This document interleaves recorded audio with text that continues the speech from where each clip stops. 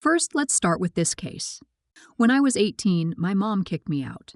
Not because I was a bad kid, not because we had a bad relationship, not even because she was struggling financially.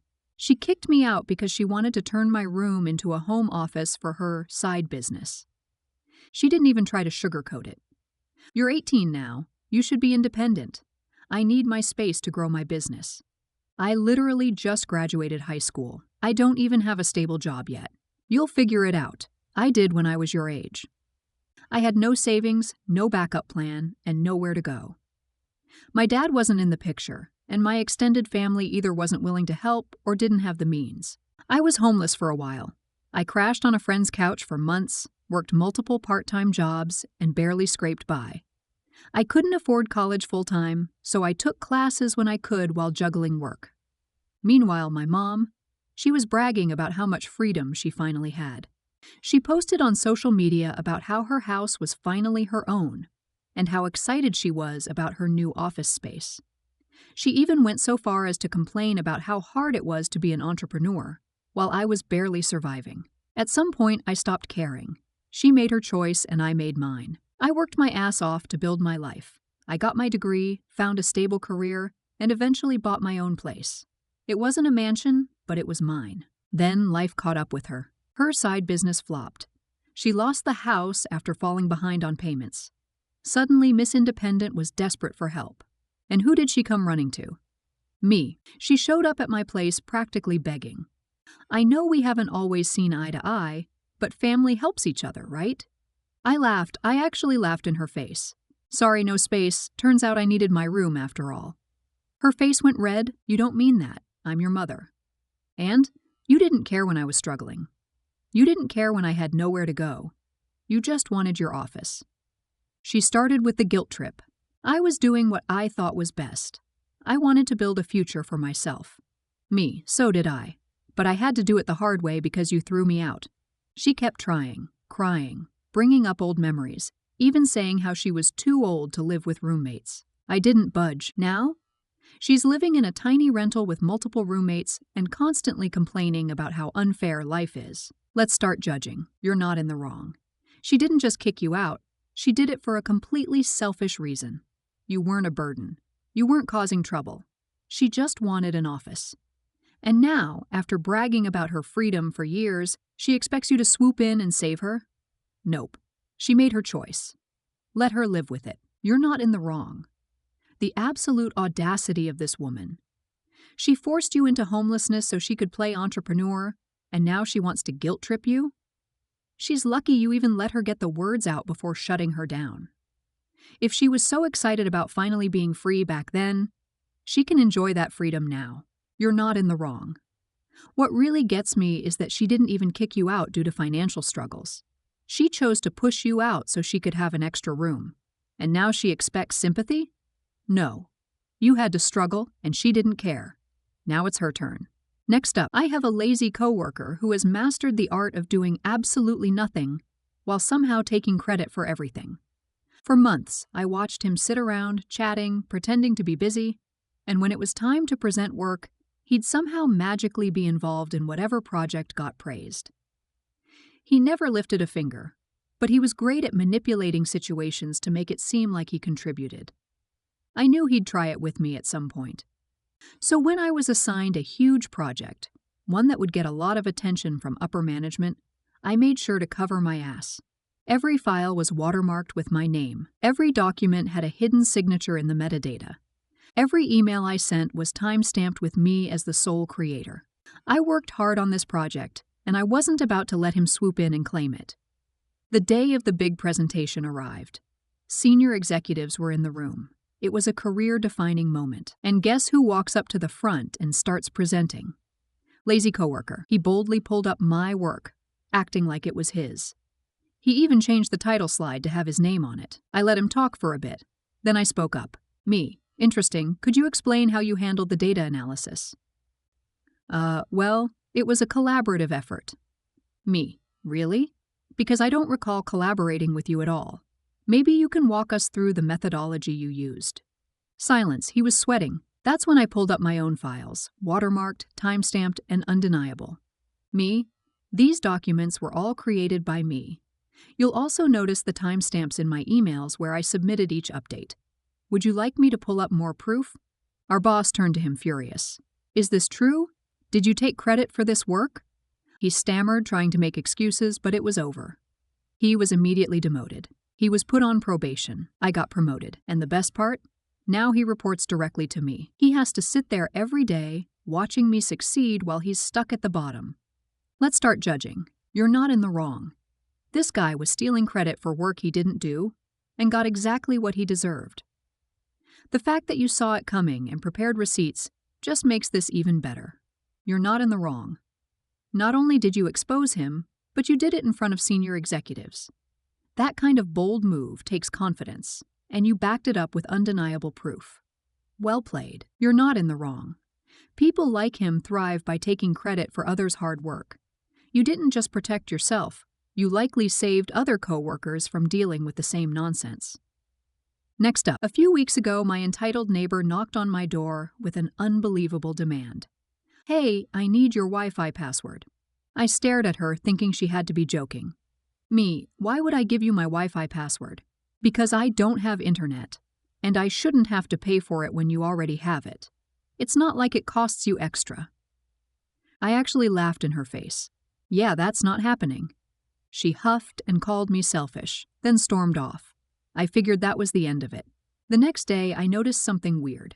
My internet kept disconnecting randomly.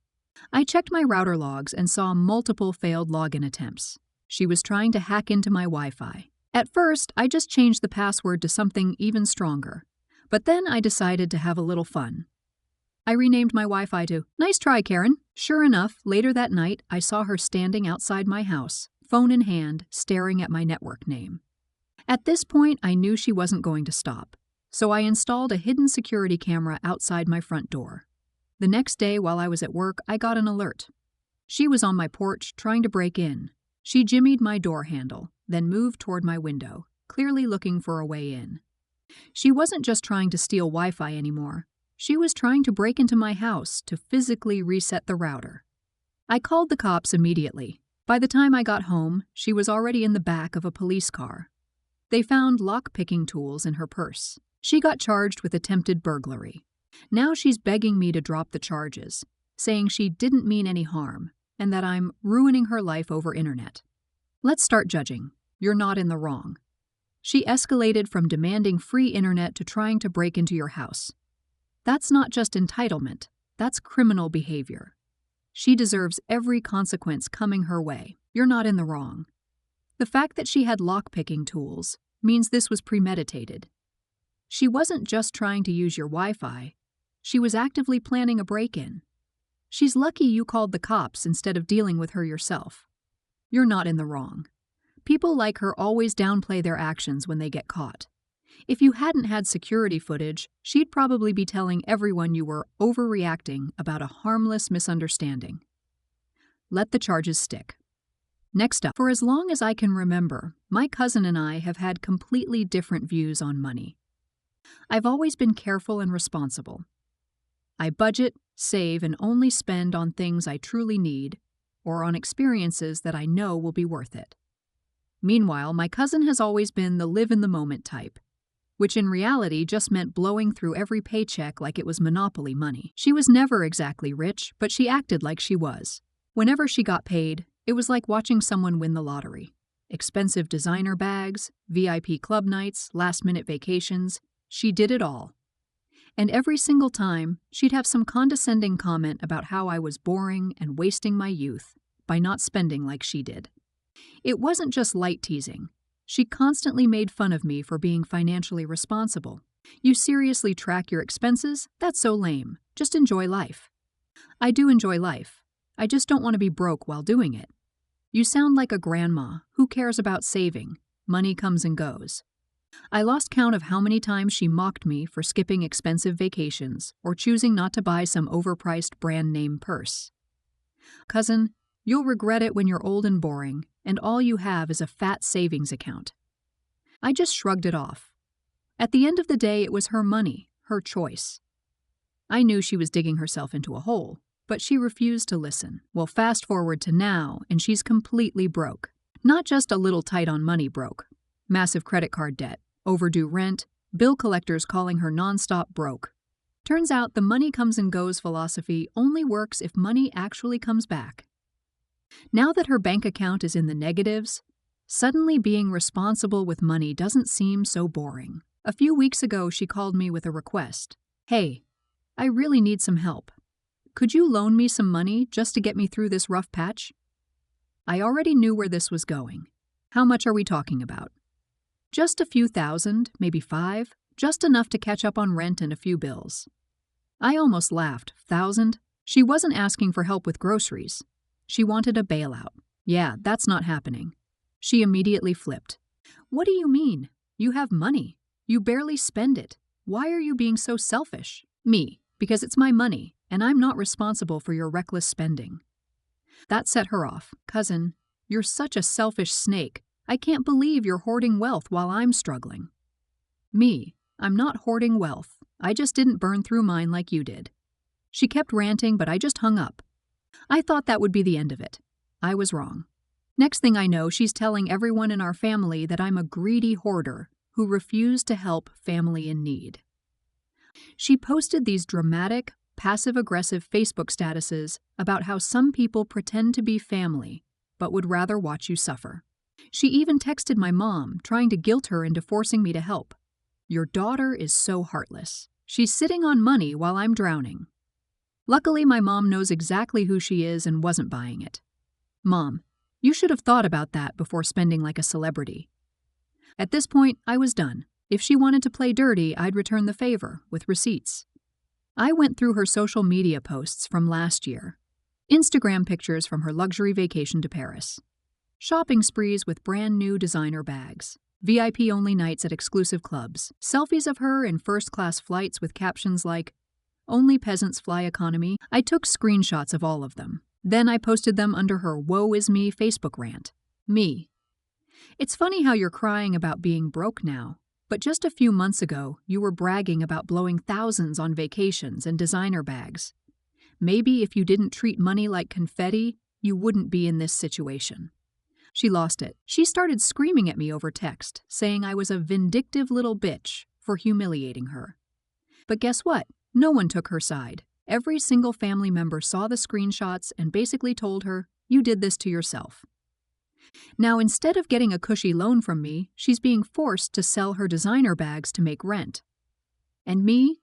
I'm still financially stable, still enjoying my boring savings, and still not giving her a dime. Let's start judging. You're not in the wrong. The entitlement is unreal. She mocked you for years, spent like she was royalty, and now expects you to bail her out? Absolutely not. Actions have consequences. She thought financial responsibility was lame. Now she gets to experience the fun side of being broke. You're not in the wrong.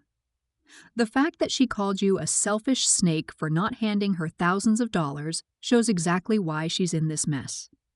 Instead of learning her lesson, she went straight to manipulation and guilt-tripping. She deserved to be exposed. You're not in the wrong. She played stupid money games and won stupid debt prizes. You didn't just say no. You showed everyone why she didn't deserve help. If she's selling her luxury bags now, she's still better off than most people in debt.